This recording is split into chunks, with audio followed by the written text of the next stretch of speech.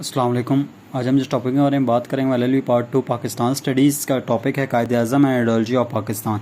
ठीक है, Quaid Azam was born in 25 December 1976। He got is education from early education from Sindh Madrasa high school. ठीक है, he went to England for the degree of law. ठीक है, ये इनका ब्रीफ इंट्रोडक्शन है हर बंदे को पता। Ambassador of Hindu Muslim unity. Qaid Azam was one of the opinion that Hindu and Muslims should unite together and get rid of British rule. कायद आज़म ये कहते थे कि इनका एक ओपिनियन ये था कि अगर हिंदू और मुस्लिम आपस में मिल जाएं तो वो ब्रिटिश रूल से आज़ादी हासिल कर सकते हैं। He was the Congress and Muslim League he was a member of Congress and Muslim League at the same time. वो मेंबर ऑफ कांग्रेस के भी थे और मुस्लिम लीग के at the same time.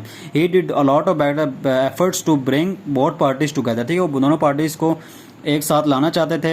He was in the favour of Hindu Muslim unity. वो हिंदू मुस्लिम यूनिटी के favour में थे। Due to this services he was given the title of best ambassador of Hindu Muslim unity. ठीक है, उसको ये title भी दिया गया था। उसको हम देख रहे हैं definition of ideology. Ideology is a set of ideas values and beliefs of a group और नेशन। ठीक है, किसी भी ग्रुप के नेशन के आइडियाज़ वैल्यूज़ को हम और जो सेट ऑफ हैं उसको हम लोग आइडियोलॉजी कहेंगे। It is deeply rooted in the social consciousness of people. ठीक है, लोगों की सोशल कॉन्शियसनेस में ये लोग चीज़ें मौजूद होती हैं।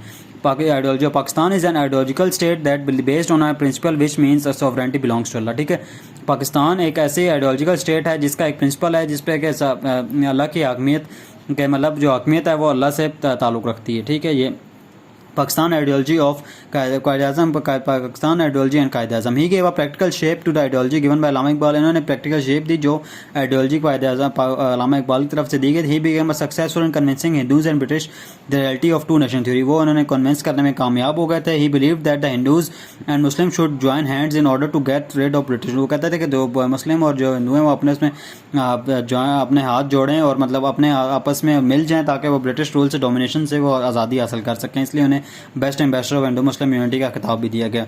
However, he was disappointed by the prejudicial attitude of Congress। ठीक है, जब कांग्रेस आई थी तब कांग्रेस की जो मिनिस्ट्रीज आई थी तब उन्हें इस चीज़ का एहसास हुआ कि नहीं, ये चीज़ ऐसे नहीं है जैसे मैं देख रहा हूँ। Nehru report neglected the rights of Muslim. देखा, नेहरू रिपोर्ट आई, इसने राइट्स के मुस्लिम के राइट थे उनको नेगलेक्ट किया। कायद आज़म गए 14 points in the reply of Nehru report. Quaid Azam ने 14 पॉइंट्स दिए थे।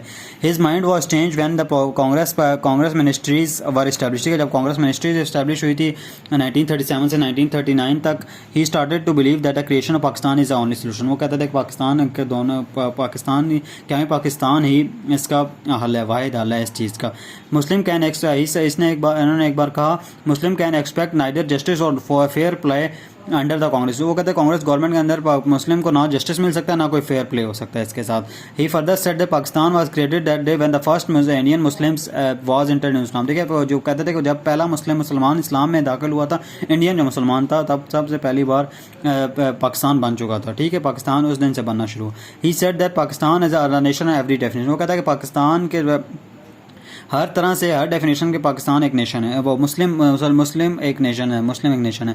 He believe that the Muslims are distinct nation. वो कहते थे कि वो मुस्लिम एक डिस्टिंक्ट नेशन है because they have their own culture, language, identity and they have the right to establish homeland and in which they can live according to. क्या वो कहते हैं मुसलमानों का कल्चर, लैंग्वेज, आइडेंटिटी हर चीज़ जब अलग है तो उनको हक है कि वो अपना एक सेपरेट होमलैंड बनाए जहाँ पे वो अपनी ज़िंदगी इस्लामी तालीमात के मुताबिक गुजार सकें।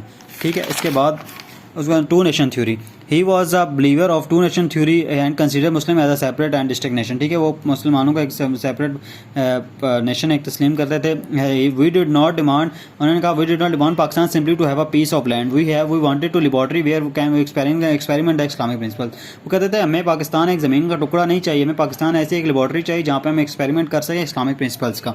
The Muslims our nation by every definition of world nation. ठीक है, वो वर्ल्ड नेशन। ठीक है, वो कहते थे कि मुसलमान की डेफिनेशन है, वो जो नेशन की डेफिनेशन है मुसलमान उससे पूरे उतरते हैं। They have a right to establish a separate homeland and they can adopt any mean of promote and protect.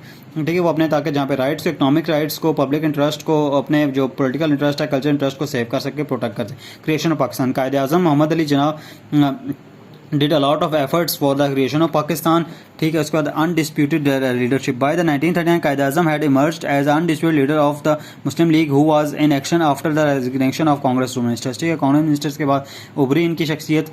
The Quaid e Azam gave a call to Muslim, ठीक है। मुस्लिम उन्होंने कहा कि डे ऑफ थैंक गिविंग आप मनाएं जिस दिन कांग्रेस लोगों ने इस्तीफा दिए थे। लाहौर रेजोल्यूशन की हम बात करें 1940 the annual session of Muslim League held in Lahore and pass it famous Lahore resolution for the Muslim of India to get separate homeland, ठीक है। उन्होंने एक रेजोल्यूशन पास की थी। To the Congress opposed the idea in Pakistan, but Muslim League under the leadership of Quaid-e-Azam struggled and accomplished the Pakistan on 14 August 1947.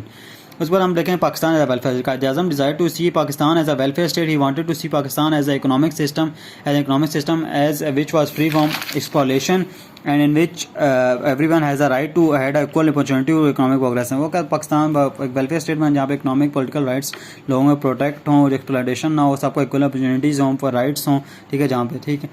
तो ये कायद-ए-आज़म और ideology थी पाकिस्तान की, ये हमने आज डिस्कस की। Thank you very much.